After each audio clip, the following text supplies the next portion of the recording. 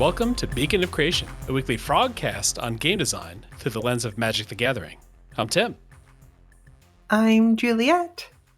To talk too much about today's episode before getting into it would be gilding the lily pad. So let's hop right in. Oh yeah, whenever we can find a frog pun this week, we're doing it. The Bloomburrow previews are going on right now, and just seeing a card or two every other day that has the frog type, I've actually got like a good message for like what Simic is supposed to do in Bloomburrow. Simic having like a clear vision is like so rare and limited that I wanted to talk about it. And then when we started talking about that, we also let's also talk about all the old frogs that came before Bloomburrow. In Bloomburrow, I don't know if you've seen any of these cards yet, but it's sort of like a little bit kind of a flicker deck, but also maybe like there was an old limited card like Roaring Primadox, which like bounced a green creature every turn, and you could try to get ahead by replaying your creatures every turn and having enough mana. And that seems to be what the frogs are trying to do here. You're not necessarily just flickering, you're not just ETBing, you're bringing things back, you're bringing them back in with counters and that kind of stuff. Yeah, it's the big splash, and then it's like a trampoline almost. Yeah. Where one person comes in and then it bumps up and then they come down and they can splash each other back and forth. Yeah, and like there's a frog that if another creature has entered this turn, you get this creature has flying. So as long as you can keep bouncing your other frogs, this guy's going to keep bouncing and jumping around. I found all that pretty inspiring. So I wanted us to maybe look at all the old frogs, think about the new frogs, and then maybe think about where frogs could go, what other colors frogs could be, mechanics frogs should have, and so on. Frogs really are interesting. Like they are one of the most like recognizable creatures. Yes. Ribbit. But they've meant a lot of different things over the course of Magic's history. So even though there's like some patterns in frogginess, just seeing a frog card, you don't go, oh, I know this is going to have this sort of ability.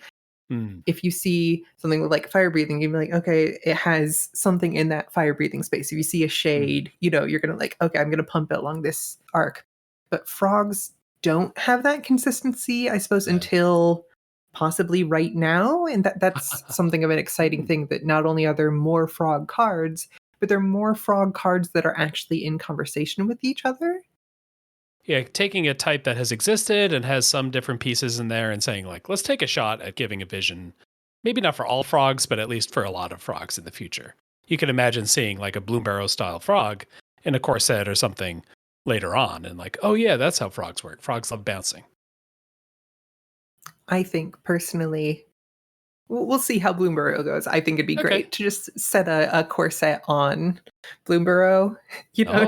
ooh. Listen, we may have evil monster stuff going on or whatever, but the basic, the corset, the product that exists, with jumpstart packs to introduce to new players and everything. This is the target that we have for our intro audience. Yeah. But going back to where I was when I was a new audience to Magic, which is Odyssey block. We have the ABCs of FROGs, and A is for Anurids. Anurid, okay. During that era, we had kind of similar in some ways to like Leonin. Here's a thing that is like Magic's take on something. But the Anurids, who are like weird, bulky bullfrog beasts. This is during an era where beast was a particularly relevant creature type and also a more encompassing term for a lot of things. A lot of the Anurids would later become frog beasts. Were beasts then, are frogs now. A is for Anurid of Odyssey block. They don't have much mechanical theme. They just have a artistic theme through the different cards, and it's mostly green. There's a green-white one. There's some mono-black ones and many mono-green ones.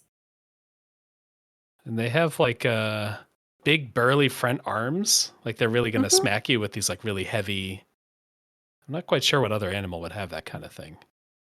Gorilla-esque, maybe? Gorilla? Yeah. Okay, yeah. Okay. There's a little bit of Piranitum. These are frogs with big teeth. Also a little weird, yeah. B, I think, is going to be where we will come to some more mechanical synergies. Mm. B is for fog beasts. We've got Mm. Spore Frog, a very classic card, Yeah. Leery Fog Beast, and Haze Frog, a slightly newer but somehow also lost to time sort of card. Yeah. All three of these either sacrifice it or when it enters the battlefield, prevent all combat damage that would be dealt this turn. So it's a total fog on a frog.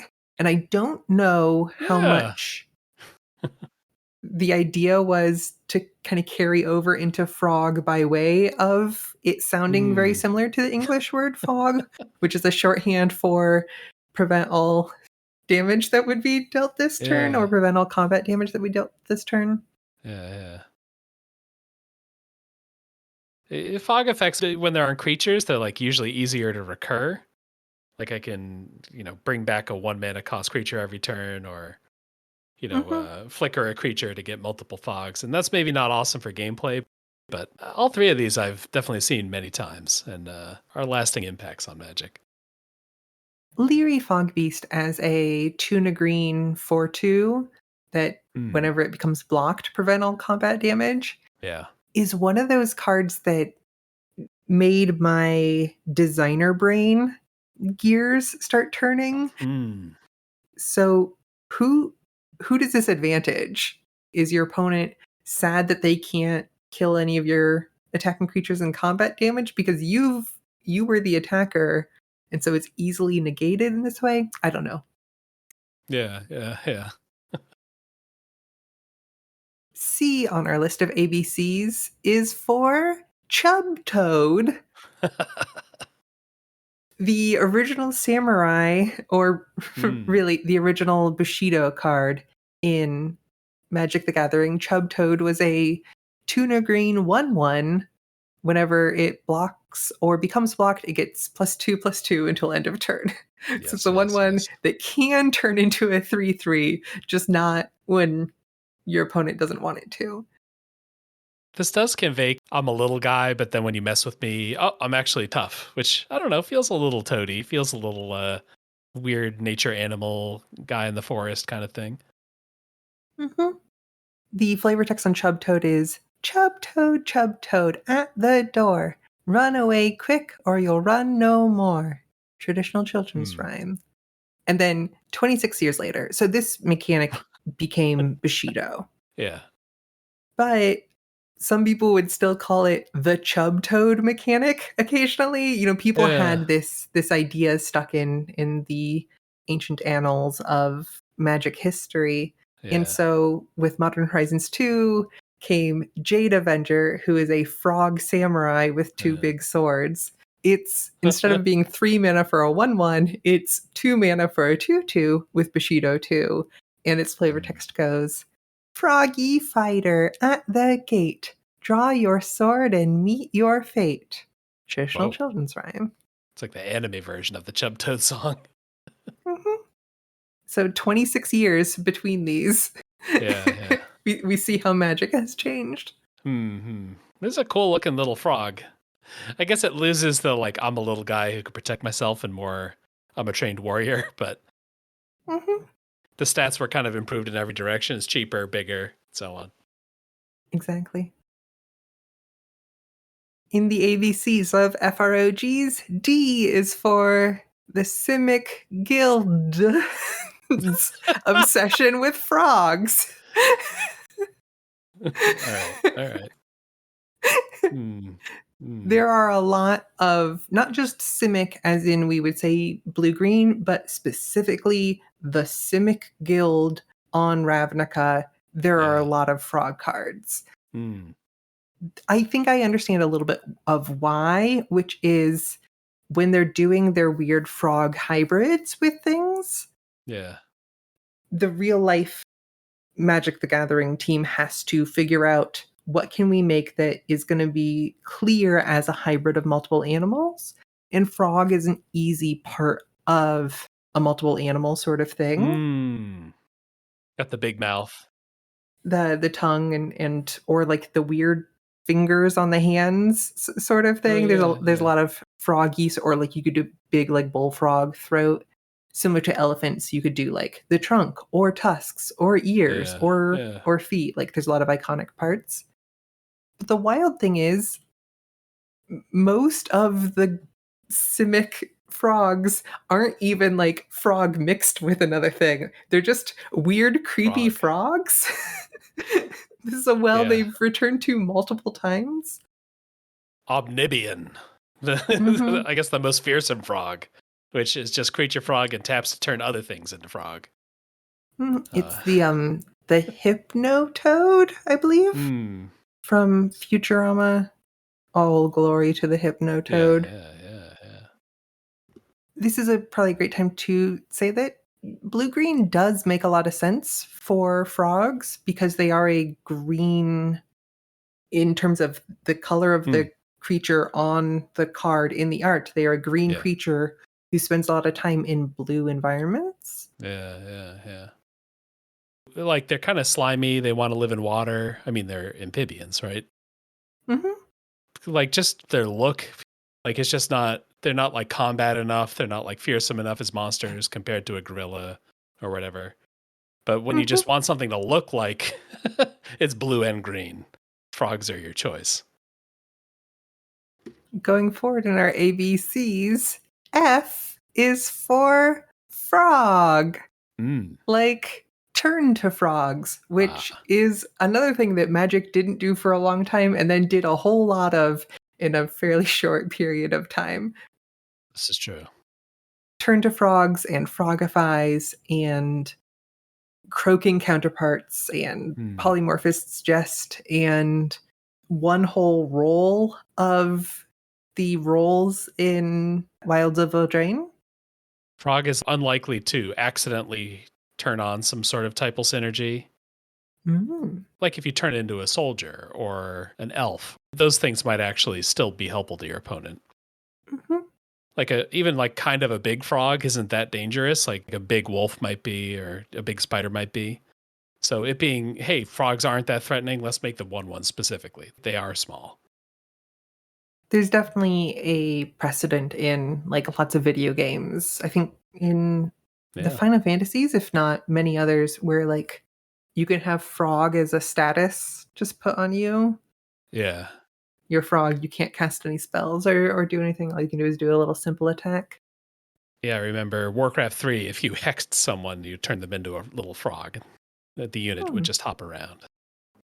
And kind of helpless on land, maybe. Maybe that's part of it. If Yeah. you're a mouse, you could go hide. If you're a bird, you could go fly away. But if you're a frog, you're just kind of sitting there. And I suppose they are troublesome to like scoop up. Oh.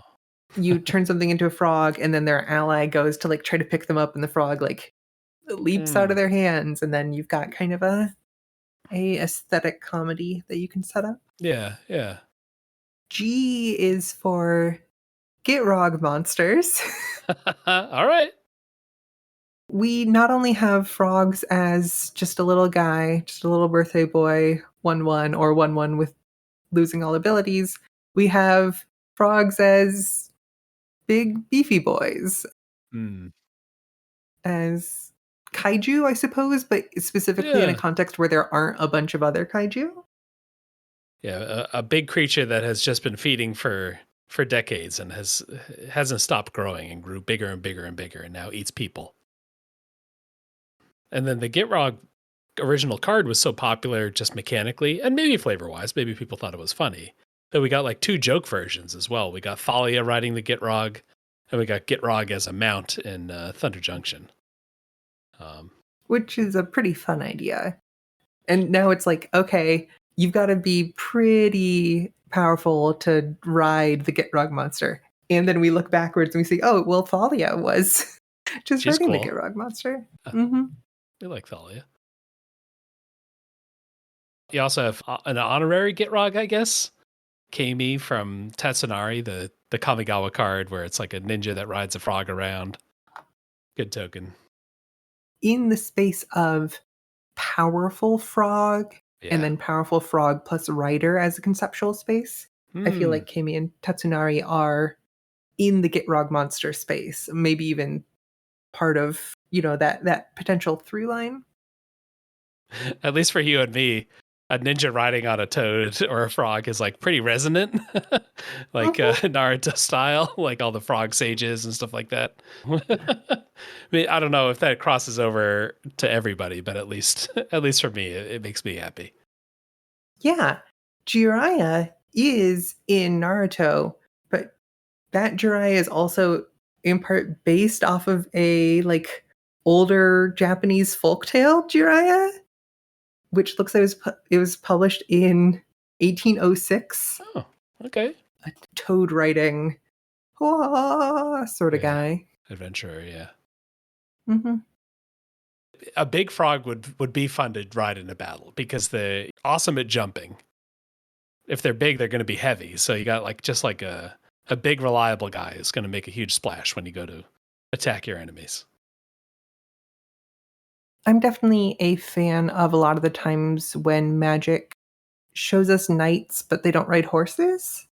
Thinking about the Knights of the Meadowgrain on Lorwyn riding goats, the Knights on Bant riding leotards, who are like horse-hooved lion steeds, which are pretty cool. That rolls. Yeah. We on Shadowmoor, the elves are riding weird deer-like, I don't know what nocturnal deer-like creatures, something in the Servine family. I think we could easily go to a plane, not Bloomburrow, but like a different plane, and say, oh yeah, our green-black faction there are frog riding knights that go through the swamps and do weird, green-black stuff in the swamps there. It'd be like, yeah, cool. We've got still some more space on top of the legendariness of Keimi and the Gitrog monster that we could genericize that pretty successfully too. Yeah.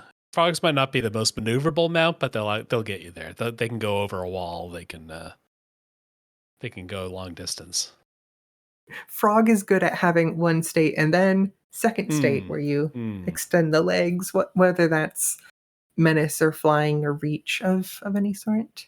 I guess you can kind of gobble up whenever you have like a cool mount that also gobbles up a couple soldiers along the way. That's a fun thing too. Next on our ABCs is H. H is for Halo Hoppers. Halo Hopper.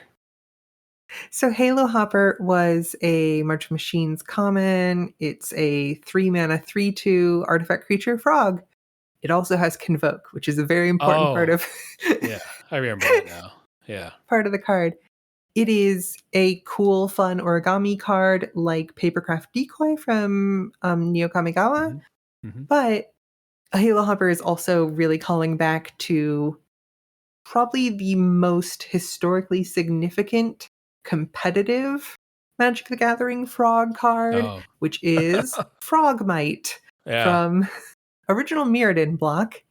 Frogmite is a 2/2 for 4 generic mana with no realistic abilities except for this one, which is affinity for artifacts. You put some little artifacts out, you cast your Frogmite for free, you get enough stuff so that you can have your Mirror Enforcers come out. You have a lot of kind of sequencing of events that make Frogmite, I think, the most impressive card in terms of gap between how it looks on paper and how it plays in play of most of the cards in the original Affinity sort of package. Like Arcbound Ravager, okay, I can see how this could be pretty strong. Disciple of the Vault, sure, I can see this. Mirror Enforcer, maybe even. Frogmite, that probably, maybe you'd play 1 or 2. No, this is actually a important card. It's kind of cool that they chose Frog. It's not necessarily that froggy itself. Like, this could have been a mirror. This could have been some golem. But that it was a frog, they gave it a niche. There aren't many other frogs to speak of. So if you're thinking frogs, you're thinking this guy. I like that you have in here the Modern Horizons 3 card, Frogmere Enforcer, which is just peak Horizons design. 7 mana 4/4, which is Mirror Enforcer, has affinity for artifacts just like Mirror Enforcer did, but then also has a pseudo Frogmite mode because it has Prototype for 4 mana. You can cast a 2/2, so you can get your 2/2 or your 4/4, so you can have a Frogmite or a Mirror Enforcer, which has already seen a decent amount of modern play since Modern Horizons 3 has come out. I don't think it's setting the format by storm currently because, we've got the new Ruby Storm decks and a lot of the energy control builds and Nadu. So stiff competition, yeah. It's got a potential spot on some roster. Yeah. I think the idea of how the flavor connects to these things may be extrapolating kind of backwards from Frogmite might have just been, hey, we did something funny, but these other ones kind of building off of this idea. A thing about the way frogs like locomote, the way they move in the world, is you can be just staring forward and there's no frog, and then you blink and there's a frog just in the center of your field of vision. Like the frog moves in spurts in that way. Yeah.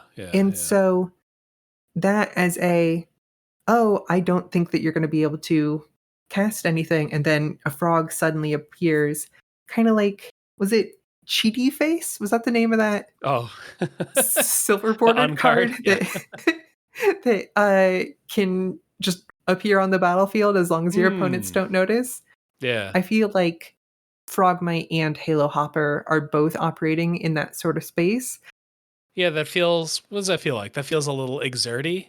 I'm going to leap really far ahead once and then have to wait for a second, then leap ahead and then wait.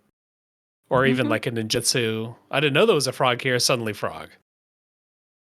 We could easily see the flash enters the battlefield tapped combo being something that could be something frogs do that, that we can put that on different blue and green bodies pretty easily because that's within Pi. It doesn't really cause many problems in terms of play, but you can do more flexible things. And it's like, that's the frog jumping, and then it needs to curl its body back up before it can jump again.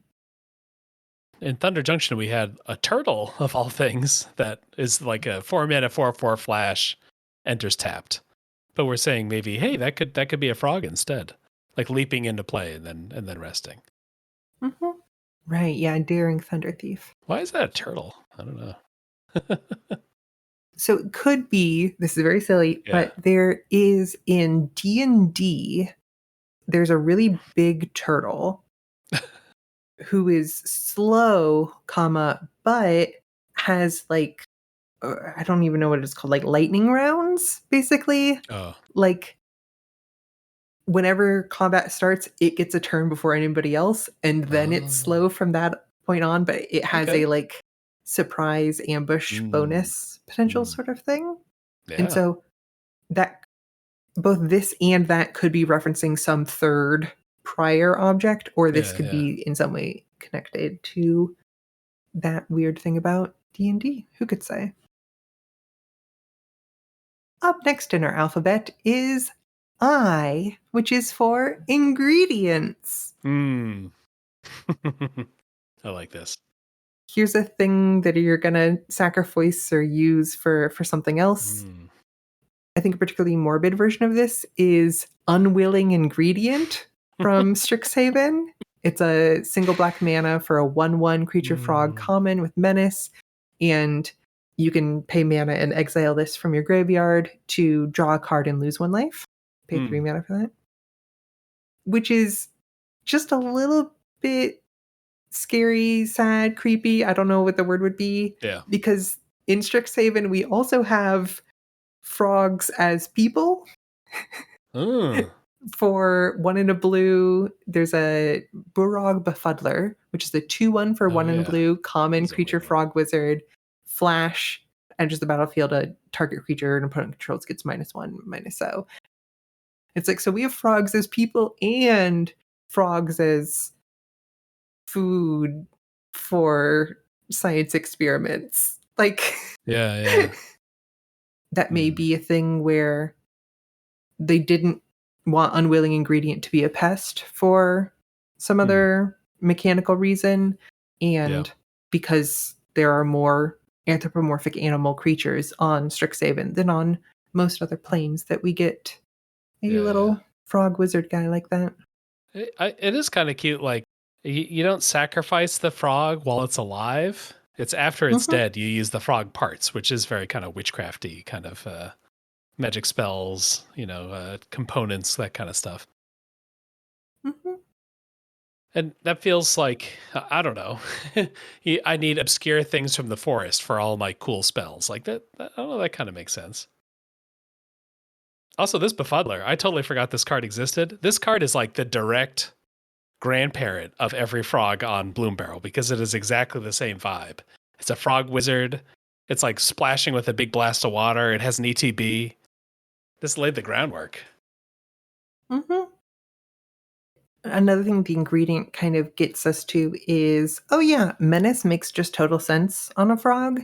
In the same sort of hard to catch, would be much easier if there was two people so that one of you could chase it behind and one of you could catch it wherever it lands.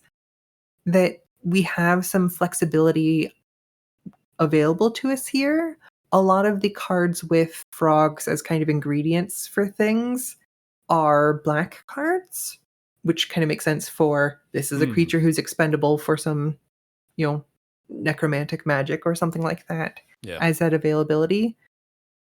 And this kind of does, to me, indicate, hey, Magic will probably want to come back to this flavor here and there over time. And so we should keep black open as something that frogs can be sometimes and not just say, well, they're so successful in blue-green. Let's make them the iconic blue-green. Blue-green is very frequently frog sort of idea. Yeah. Well, Bloomburrow has a lot of animal people, so it maybe didn't need extra colors. But it's kind of nice that like blue-green are the frog people, whereas black is more like, or green-black is like the big frog monsters, like things that aren't like quite as people. I don't know. Yeah, I think that makes a lot of sense. J is for Yargle. What? Science has gone too far. Well, because you can make the gull sound with a J, and also like you can pronounce the letter that we pronounce J. You can pronounce that yeah. So okay. I'm not going to stop the podcast, so I'll allow it. I don't feel that strongly about it. Originally, Yargle Glutton of Urborg, 4 and a black for a 9/3 vanilla legendary creature frog spirit. And then when we had our combo cards in March of the Machines, much as we saw Thalia and the Gitrog monster, we saw Yargle and Multani, which is 3 black, black, green for an 18 power, 6 toughness, vanilla legendary creature frog spirit elemental. Yeah. Doubled up in size. How froggy is this? I guess. Do I think frogs have a lot of defense? I guess not really. Their whole deal is like they got a long tongue, they can surprise attack, that kind of stuff. So maybe a little top heavy makes sense. They are thinking about blue, a kind of easy creature to see. Oh yeah, that's a 2/1. Like, that could attack me, but it might not stand up pretty well on a defense sort of idea. I'm glad that Yargle exists. Yeah. And I also think that the Yargle joke might be done. Yeah.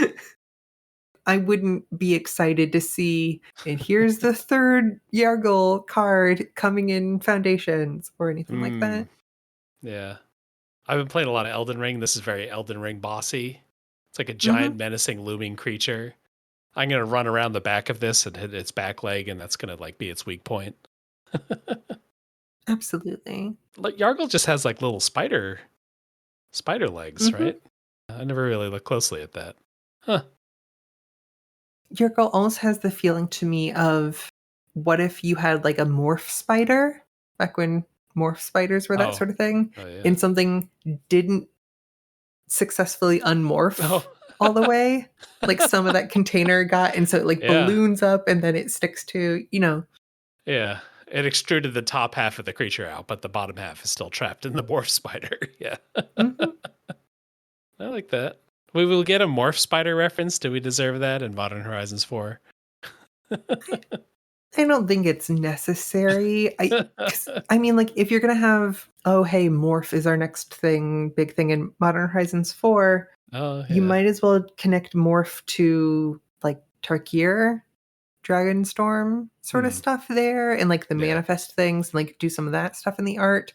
Or maybe you have a card where it's, like, the manifest light coming out of a morph spider or something. I don't Mm. know.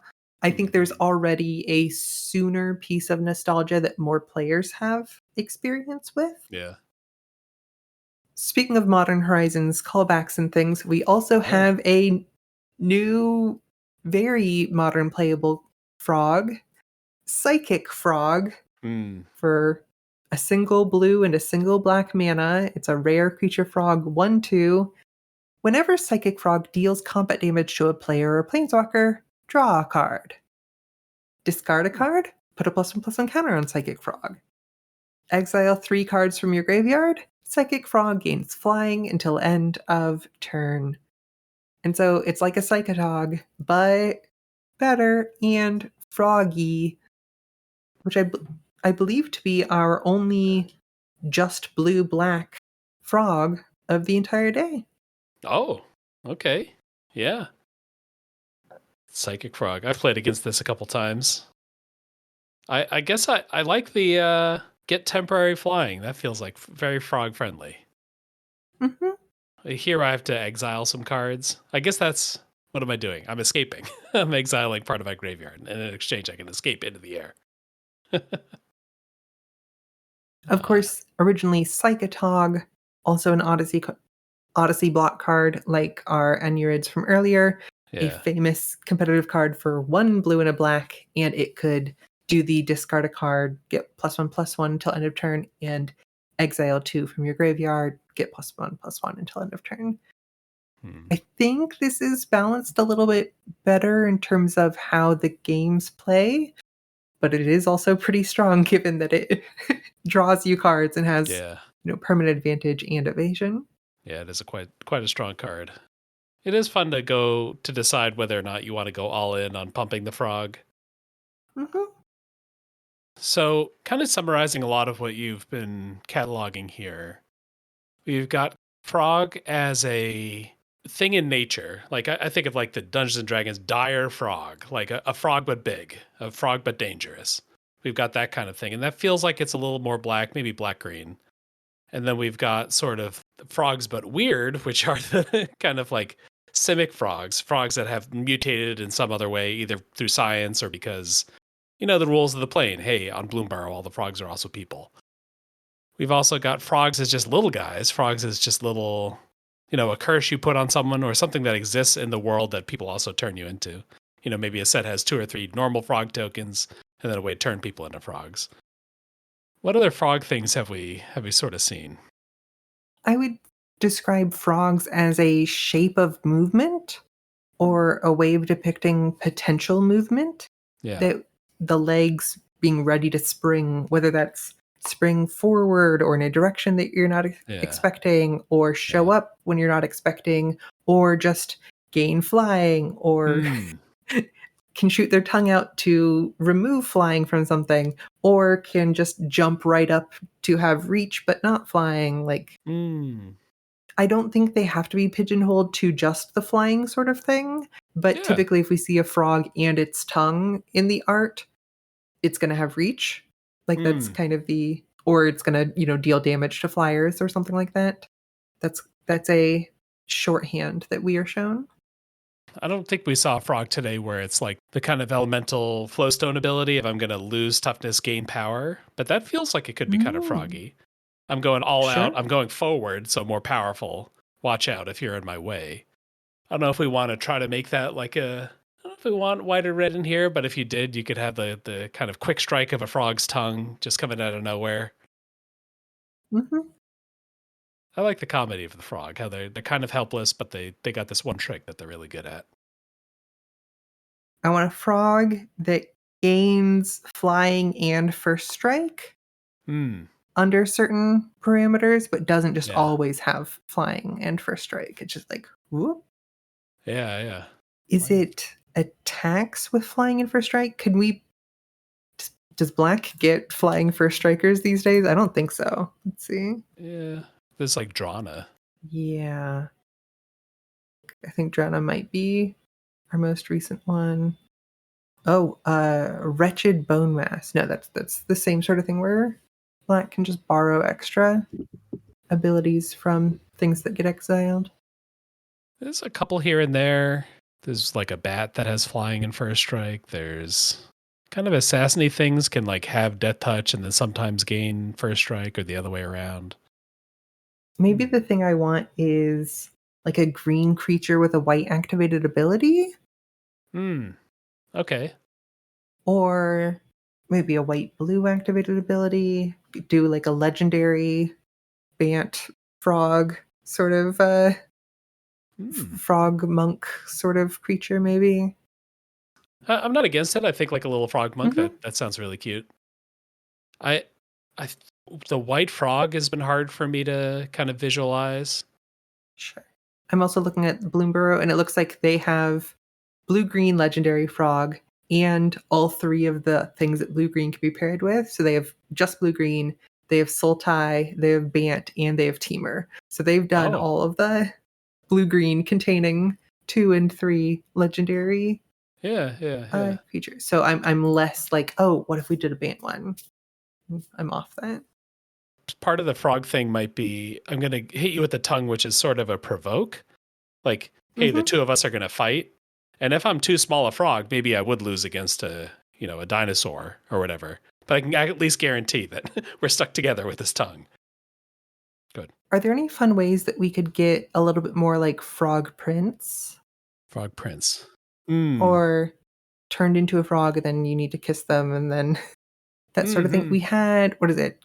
Cursed Courtier in Wilds of Eldraine that was a 3/3 that enchants itself with the curse. You just have to bargain away the curse in order to get your 3/3 lifelinker. Yeah.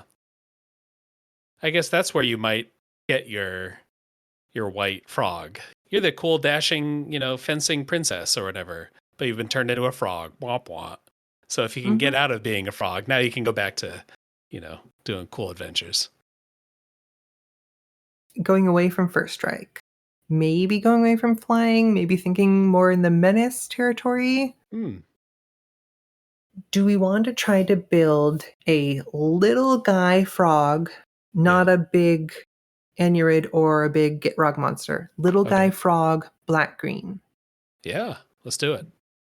We've got a lot available to us in terms of, there are poison frogs and being in a swamp and that sort of thing. So we could get Death Touch in there. We could get Menace, Flying, Reach, Flash, just about anything that you could even figure out if you were trying to do like a big frogs Mansquito. There's a classic Tumblr meme about frogs wanting all the blood in your body. I don't expect this is not something I would expect you to be familiar with. You could fit lifelink in there. Frogs and vampires can be fit together, but we got a lot of keywords. Are there any? How would you want to shape frog as a little guy in black green? I kind of want black green frog. I guess there is sort of poisonous frog, and then maybe you have the sort of unwilling ingredient thing of like you've got this poisonous frog, and then after it's dead, you get to reuse this poisonous thing somewhere else, like exile from your graveyard to put a death touch counter on something. Great. I was also thinking for a black green frog, that's also like to me a frog that's lying in wait, eats something and then gets bigger now that he's eaten too much. The goldfish that's out of control, the wild creature that just eats and eats and eats and eats and gets bigger. And we've seen plenty of like black and green creatures that like when your opponent's creatures die, this gets bigger and bigger. So I think one of the two of those would be a black green frog to me. Whenever a creature dies, put a death touch counter on this. So when it dies, it's just I had 6 death touch counters on me. Doesn't do much of anything. Yeah, I can kind of see that in the like witches alchemist kind of thing where this frog is getting bigger and bigger and bigger. It's eating more and more things. And then when it dies, I'm going to use all that venom, all that poison to like, suit up my knight army, my, evil knight army with all kinds of poisonous daggers. Would it be weird to put toxic or something with poison counters? Yeah. I mean, it does feel toxic. Like it. They're creatures that are, if you ingest them, you would die. Mm-hmm.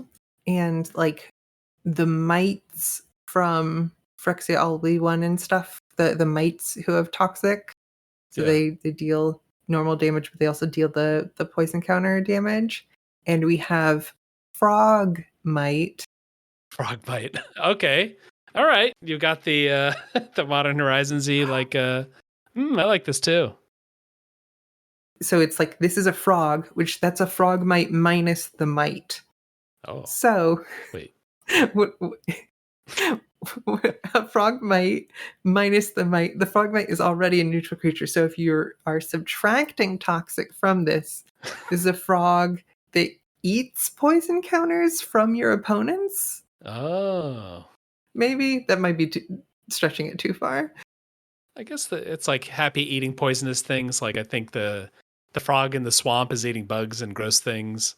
It's eating mosquitoes. It wants to chew on those. It's not bothered by them. So yeah, as a predator of other swampy things, that can make sense to me. Maybe it likes to eat little things because it's not that big a frog guy. So it's going to care about not when any creature dies, but when little creatures die, it's going to eat them and get bigger. Mm-hmm. So maybe going to start, I'll do the kind of black, green 2-3. You know what I mean? That feels like our good starting point. And then I guess whenever a creature with toughness 2 or less dies, something like that. Or with toughness equal to or less than this creature's power. Okay. So whenever that kind of creature dies, basic thing is to put a +1/+1 counter on it. You were thinking, can we make this toxic in some way? Mm-hmm. Is it too direct if we just give the opponent poison whenever this happens? Is that going to burn people out too fast? Huh. Like I'm a poison spray frog. Yeah. Put a +1/+1 counter on this. I was going to say, unless an opponent puts a poison counter on themselves, and I'm like, oh, they're just going to activate this 9 times and then and then that's a bad Punisher ability. Yeah. It could just poison them and not get bigger. We could try to stay with the idea that's a little dangerous guy. What if we took it grows in its power and toughness, but it always deals the same, like what if this just had like toxic 1? And so it grows and grows and grows, and eventually you have this like 8/8 that's swinging in, but it's also dealing some poison stuff. Or maybe we fit the toxicness on something that happens when it dies. Yeah, what makes it fun that it's not just a big guy that's beating people up? What makes it like the toxic option kind of interesting here? I think when this dies, deals +1/+1 deals poison counters equal to the +1/+1 counters it had. Okay, yeah. So that way we're effectively like stacking Death Touch, and the +1/+1 matters, but the opponent can just choose not to squash the frog if that's a dangerous number, or like you don't want to squash the second frog or something like that. Yeah. When this creature dies, target opponent gets poison counters. What's the cost for this? Do you still like a 2/3 for this? Do we want to give it evasion? These abilities are starting to teeter a little bit past the 2 mana vision that I had. So if we go up to 3 mana and maybe toss on a menace. It's interesting because if this doesn't have menace, then it's more likely to kill creatures that it. Because like if it's being blocked by 2 creatures, then they are more likely to kill this. That's interesting. So the first clause that we have on here is like, hey, when something with toughness less than or equal to this thing's power dies, put a +1/+1 counter on it. That gate only kind of matters for the first or second creature, and then, I've got 5 power, so everything's going to trigger me. I guess we could stay at 2 mana, but maybe start him at 1 power, so it's a little hard to get off the ground? Or is that too frustrating? What if, and maybe I might be too Modern Horizons 3 pilled, yeah, but for just black and green, Yeah. Creature has the whenever something less dies, whenever it dies, the poison, and it has trample. Oh. Instead of menace. Okay. And so it's like, well, the trample isn't going to help the poison stuff, but it's going to help on the other side. I think 2/3 is fine here, but 2/2 would also be okay. Yeah, you can be flexible. Yeah. I like that. Little trample. That does, the tiny trample creature that grows into the big trample creature. That's a fun feeling. This is not a problem now at all. My wall can easily stop this frog, but in a couple turns there, my wall's not tall enough. Do we have a name for our weird little guy? Is Oh. this little guy enough at a 2/3? I think 2/3 is still a little guy in modern Magic sizes, right? We can make him 2/2. We were sort of thinking that maybe frogs aren't that nimble. So this is Grim Taste Frog Breath. No. Grim Taste Frog Breath. Okay. Yeah. Grim Breath Taste Frog. How do we need a word to kind of like describe that it's like poisonous, right? That it's Yeah, I was trying to figure like grim breath, grim, bitter, bitter frog. That it grows because it's mad about people about the other creatures dying. Yeah, there we go. Bitter frog for 1 green and 1 black. It's a 2/2 with trample. Whenever a creature with toughness less than or equal to this creature's power dies, put a +1/+1 counter on bitter frog. When bitter frog dies, target opponent gains poison counters equal to the number of +1/+1 counters on it. Very fun. Yeah, our little poisonous guy. I have a lot of ideas now. I wish I could talk forever here about these frogs, but I think we got to wrap up for today. We can share all of our frog designs in the latest episode channel or elsewhere on the Discord. I'm excited to hear everyone else's cool new frog ideas. I want the tongue attack. I feel like we almost got there on like what's like I'm latching onto this thing and either I'm pulling it in or it's pulling me in. Like I want that. Whoever's frog. bigger comes to the other side. Maybe something red. Who knows?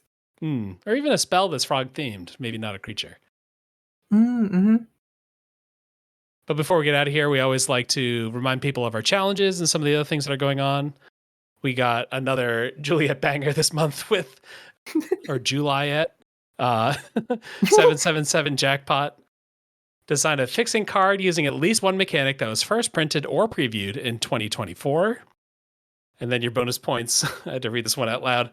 July. I don't know. July. Yes. So it's a pun on Jewel and July. Give it a heist flair or flavor. Then Platy and then Platy's bonus point, which is also great. July the 4th be with you. Put the number 4 in the cost or rules text of the card. Yeah, that number 4, that's like a fun inspiration. Like you could just put it in the cost. You can put in the cost somewhere in there. You can give +4. You can care about things that are 4. And on a mana rock, on some sort of mana. Have a mana ability and then like spend 4 mana and sacrifice this to draw something or do something. Yeah. That's a pretty standard idea. Mana rock that turns into a 4/4 or something like that. Creates 4 of it as you. Ooh.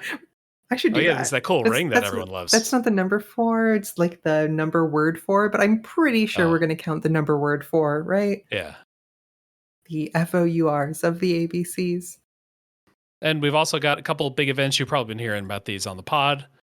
You've got You Make the Pack. We're in a turbo round right now, which is pretty fun. Cord's running that. And I think another, Ignited Soul has designs on maybe the next turbo You Make the Pack. You Make the Pack is like a fun way to just like get in the Discord. Hey, what slot are we on? Let me design a card that kind of roughly fits what we're doing here. And let me submit that and see if people are into it. Get some feedback on it. People are really enjoying that rapid pace there. If you want to spectate in on Design League, that's going right now. We're in the middle of round 1 of the tournament Design League, the top 8, top 9. We're going to start eliminating people to try to build our way towards the Design League champion. So that's all very exciting. And that'll be it for the podcast for the week. Discord's where to be. You got anything else you want to tell people about? I do actually. It's Christmas in July. Oh. So you can catch the new season of ILB Pod for Castmas. Yes. That's ILB Pod for Castmas on the Moonshot Podcast Network and wherever podcasts are found, as well as at Christmas on co-host. We are covering the third of the Princess Switch movies, Princess Switch 3 Romancing the Star. It's wild. It is the Fast and the Furious 5 of the Princess Switch movies. Mm-hmm. Which is to say, it introduces a whole new genre. It becomes a heist movie, and maybe this should be just what this genre is going forward. It does not matter the movies that came before. Vanessa Hudgens does a great job. There's a lot of dancing. There's a very competent heist. Anyways, so we talk about the Princess Switch 3 and the kind of original in some ways, or at least the most influential of the literary Phantom Thieves, Gentlemen Burglars, Arsène Lupin, Gentleman Burglar Arsène Lupin by Maurice Leblanc.